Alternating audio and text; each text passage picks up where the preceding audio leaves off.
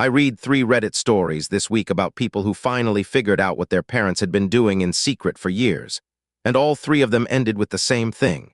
The narrator realizing they'd massively underestimated who their own parent actually was.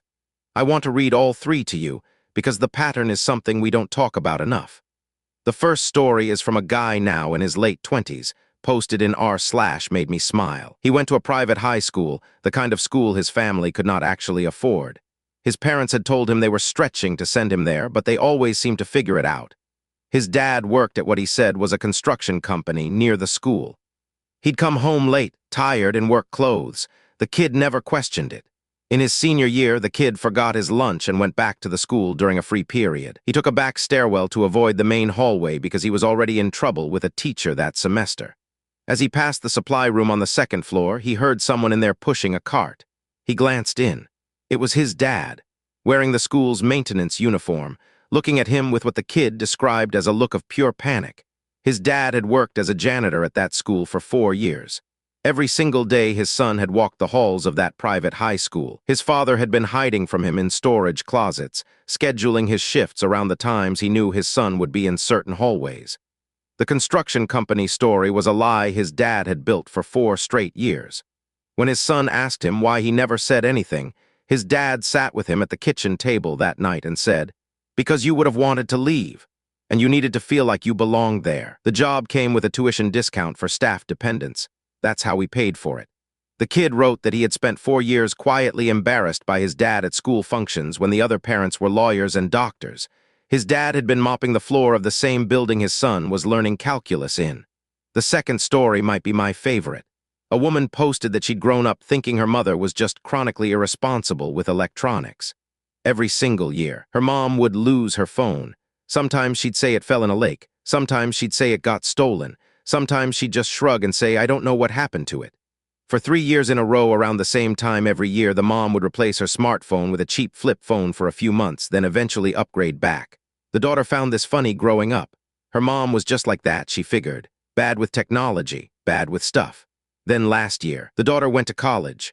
On her first day, her mom handed her an envelope with the routing number for a savings account she didn't know existed. The account had $14,000 in it. The daughter asked where the money came from. Her mom said, "Every year I sold my phone the day after the new model came out. That money plus what I could put away from groceries. I've been doing it since the week you were born." The daughter realized something on the drive back to her dorm. Her mom had not lost a phone in 18 years.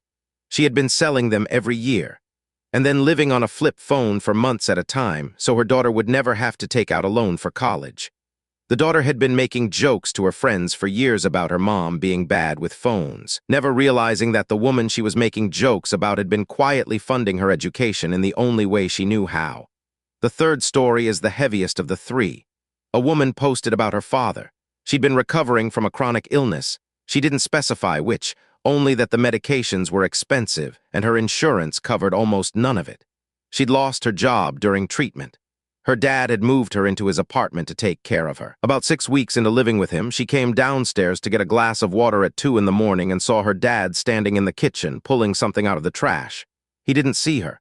She watched him take a paper towel, wipe off the food she'd thrown away after dinner. She'd left half a plate uneaten and sit at the kitchen table eating it. She went back upstairs without saying anything. She watched this happen for 6 weeks, every night. He'd wait until he was sure she was asleep, and then he'd eat whatever she'd left behind. She thought he had an eating disorder. She thought he was depressed. She thought it was something dark she didn't understand. Then one Sunday she checked his bank account. He'd given her the login months ago to help with bills. He'd been paying out of pocket for the specialized medication her insurance wouldn't cover. He'd cut his own food budget down to almost nothing. He was eating her leftovers because that was the only food in the house for him. She had been eating a full meal every night while her father ate what she'd thrown away, and he had structured the entire arrangement so she would never know. I keep coming back to what these 3 stories have in common. The narrators all spent years thinking less of their parent than they should have, assuming the construction job, the lost phones, the strange eating habits all meant something embarrassing about who their parent was. And in every case, the truth was the opposite. The thing they were quietly embarrassed by was actually the thing their parent was doing for them, in silence, hoping they'd never have to find out the cost. We live with people we don't fully see. And maybe the only thing to do, the next time you catch your parent doing something that seems strange, is to assume the best of them, because the worst thing you could do is what each of these narrators almost did. Spend years quietly underestimating the person who was quietly holding up your entire life.